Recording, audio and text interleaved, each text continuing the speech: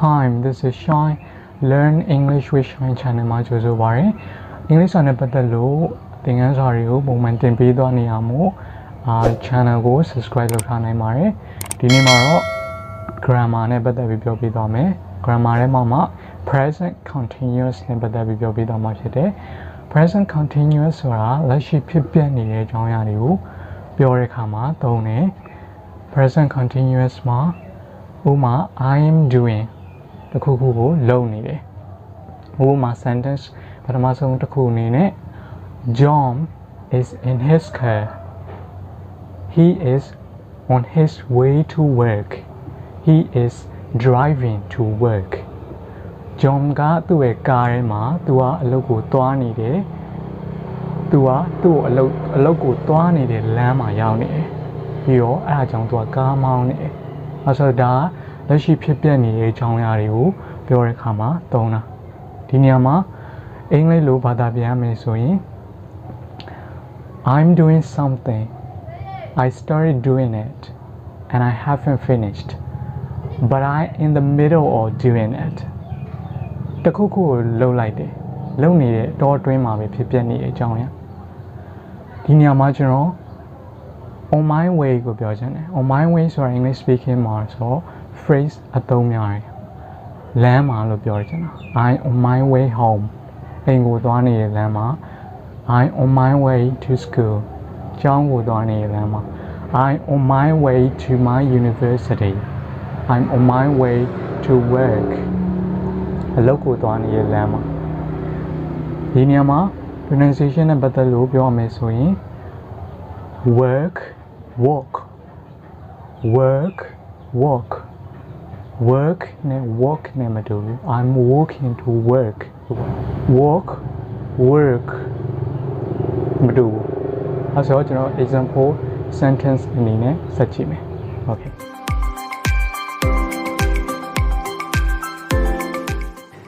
okay present continuous နဲ့ပတ်သက်ပြီးတော့အခြား example အနေနဲ့ဘယ်လိုအခြေအနေမျိုးတွေမှာဆက်ပြီးတော့သုံးနိုင်မလဲဆိုတာကိုပြောပြပေးတော့မှာဖြစ်တယ် okay ပထမဆုံး sentence တစ်ခုပြောကြည့်မယ် Please don't make so much noise I'm trying to work ဒီနေရာမှာလဲ work နဲ့ walk ကိုကျွန်တော်ပြန်ပြီးတော့ phonetics အရာပြန်ပြောပြတော့မယ် walk က walk work က work မတူဘူး walk work နောက်တစ်ခုအနေနဲ့ noise လို့မပြောဘူး noise နောက်ဆုံးမှာ z sound ရှိသလိုအလယ်မှာလည်း oi sound ရှိတယ် noise ဥပမာ boy toy oil soil okay အဲ့ဒီအရာကိုသတိပြုရမယ်နောက်တစ်ခုအနေနဲ့ where's Mark ပြန်ဖြေမယ် he's having a shower ဒီနေရာမှာလဲ having a shower ဆိုတာ British English ဖြစ်တယ် taking a shower ဆိုရင် American English ဖြစ်တယ်အဲ့ဒါအသုံးလေးတွေကိုလည်းသိထားရမယ် Mark ဘာမှလဲသူကရေချိုးနေရလို့ပြောချင်တာနောက်တစ်ခုအနေနဲ့ let's go out now it isn't raining anymore အပြင်သွားကြလို့မိုးမရွာတော့ဘူး okay နောက်တစ်ခုအနေနဲ့ how's your new job are you enjoying it မင်းအလုပ်တစ်ကဘယ်လိုနေလဲစင်ပြေရလားဒီနေရာမှာလဲခုနက oi sound ရှိတယ် noise နဲ့အတူတူပဲအဲ့ဒီနေမှာအတန်တူတူပဲလို့ပြောချင်တာ enjoy လို့ပြောချင် enjoy လို့မပြောဘူး enjoy are you enjoying it မင်းထားကိုကြိုက်နေတဲ့ရလားအဆင်ပြေရလားနောက်တစ်ခုအနေနဲ့ what's all the noise what's going on or what's happening ဒီအတန်တွေကဘယ်လိုဖြစ်တာလဲစူညံအတန်တွေကဘယ်လိုဖြစ်တာလဲဘာတွေဖြစ်နေရလဲဒါမှမဟုတ် what's happening ဘာတွေဖြစ်နေရလဲ okay နော်နောက်အသုံးလေးတစ်ခုအနေနဲ့ကျွန်တော်တို့လုံနေပြောနေတဲ့အချိန်မှာတော့ဖြစ်မနေဘူးဒါပေမဲ့အဲ့ဒါအခုအခြေအနေတစ်ခုအတွင်းမှာဖြစ်နေတဲ့အခါမှာကျွန်တော်ကသုံးတယ်ဥပမာ Kate wants to work in Italy so she's learning Italian သူကအီတလီမှာအလုပ်လုပ်ချင်တယ်အားကြောင့်အီတလီဘာသာစကားကိုလေ့လာနေတယ်သူခုလေ့လာနေရတော့မဟုတ်ဘူးပြောနေတဲ့အချိန်မှာသူလေ့လာနေရတော့မဟုတ်ဘူးဒါပေမဲ့သူကဒီအချိန်တိုင်းတာတစ်ခုအတွင်းမှာသူလေ့လာနေတယ်အီတလီကိုသွားဖို့အတွက်အစီအစဉ်ရှိလို့နောက်တစ်ခုအနေနဲ့ Some friends of mine are building their own house. They hope to finish it next summer. နောက်နွေရာသီမှာသူဒီအိမ်စောင့်နေတာတွေကိုပြီးဖို့အတွက်မျှော်လင့်ရတယ်သူ့ရဲ့တငယ်ချင်းအချို့ကဒီသူတို့အိမ်တွေကိုစောင့်နေကြတယ်စောင့်နေရဆိုတော့သူတို့ပြောနေတဲ့အချိန်တွင်းမှာတော့စောင့်နေမှာမဟုတ်ဘူးဒါပေမဲ့သူတို့ကအိမ်တွေကိုစောင့်နေကြတယ်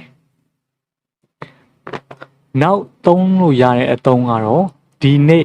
ဒီအပတ်ဒီနှစ်အတွင်းမှာဖြစ်နေတဲ့ဒီ periods around now ဒီအဝင်းဝိုင်းလေးတွင်းမှာဖြစ်နေတဲ့အကြောင်းအရာတွေအဲ့ဒီအကြောင်းအရာတွေကအတိတ်မှာဖြစ်ခဲ့တာလည်းဖြစ်ကောင်းဖြစ်နိုင်တယ်ဒါပေမဲ့ခြုံငုံပြီးပြောတဲ့အခါမှာသုံးတယ်ဥပမာ You are working hard today မင်းဒီနေ့အလုပ်ကျူးပမှန်လုပ်ကျူးစားလုပ်နေတယ်ဆိုတာကမနက်တည်းစပြီးလုပ်ခဲ့တဲ့အကြောင်းအရာတွေကိုညအထိလုပ်ထားတယ်ဥမာညနေအထိအလုပ်ချိန်အထိလုပ်ထားကိုသူကခြုံငုံပြောချင်တာခုလုပ်နေရတာမဟုတ်ဘူးဒါပေမဲ့မနက်တည်းစပြီးတော့လုပ်နေတဲ့ period အတွင်းကိုပြောချင်တာနောက်တစ်ခုအနေနဲ့ The company I work for isn't doing so well this year ဒီနှစ်ဒီငါလုပ်တဲ့ company ကတိတ်ပြီးတော့အဆင်မပြေဘူးငါလုပ်ရတဲ့တိတ်အဆင်မပြေဘူးနှစ်အတိုင်းတာတစ်ခုထိဥမာ January ကစပြီးတော့ဥမာကိုက September မှာရောက်နေအောင်မှဒီနှစ်ဆို January ပါခြုံငုံပြီးပြောချင်တာအဲဆိုတော့ဒီနေရာမှာကျွန်တော်ပြောချင်တာကI work for လေးကိုသုံးတယ် work for ဆိုတာ company တစ်ခုခုမှာကျွန်တော်ကဘယ် company အတွက်အလုပ်လုပ်နေရဆိုရင် I work for လို့သုံးတယ် the company I work for isn't doing so well this year ဒီနှစ်မှာငါလုပ်နေတဲ့ company ကတိတ်ပြီးအဆင်မပြေဘူးလုပ်ရတာပြီးတော့တကုံတစ်ခုပြောင်းလဲတော့မဲ့အချိန်ကာလတစ်စုံတစ်ခုကစပြီးတော့ပြောင်းနေပြီအဲ့ဒီအကြောင်းအရာဖြစ်ပြနေတယ်ဆိုတဲ့အကြောင်းအရာကိုကျွန်တော်တို့ကပြောတဲ့အခါမှာလည်း present continuous ကိုသုံးတယ်ဥပမာ getting becoming starting beginning changing improving increasing rising falling growing စသဖြင့်သုံးတယ်ဥပမာ is your English getting better မင်းအင်္ဂလိပ်ပိုကောင်းလာလားခုပြောနေရပြောင်းလဲနေတဲ့အချိန်ကာလလေးတစ်ခုကိုပြောချင်တာမင်းအင်္ဂလိပ်ပိုကောင်းလာလားနောက်တစ်ခုအနေနဲ့ the population of the world is increasing very fast ကမ္ဘာလူကြီးကအချိန်နဲ့မျှတိုးနေတယ်ပြောနေတဲ့ကာလအတွင်းမှာကိုပြောင်းလဲလေးတွေရှိနေတယ်အဲ့ဒါကိုလည်းအဲ့လိုအခြေအနေမျိုးမှာလည်းကျွန်တော်တို့က present continuous ကိုသုံးတယ်နောက်တစ်ခုအနေနဲ့ at first I didn't like my job but I'm starting to enjoy it now အစမှာတော့ငါအလုပ်ကမကြိုက်ဘူးဒါပေမဲ့ငါခုပြောနေတဲ့ကာလအတွင်းမှာကိုကြိုက်စပြုတ်နေပြီငါပြောနေတဲ့ကာလအတွင်းမှာကိုအပြောင်းလဲတွေရှိနေပြီလို့ပြောချင်တာ okay ဒါဆိုရင်တော့ present continuous နဲ့ပတ်သက်ပြီးတော့အတန်ထွက်တွေရောအချို့အသုံးတွေရောရသွားလိမ့်မယ်လို့ပြောလင်းတယ်ဒီလိုမျိုး lesson လေးတွေကိုပဲဆက်ပြီးတော့ကျွန်တော်တင်ပေးသွားမှာမို့လို့ကျွန်တော် channel ကို subscribe လုပ်ထားနိုင်ပါတယ် okay thanks for watching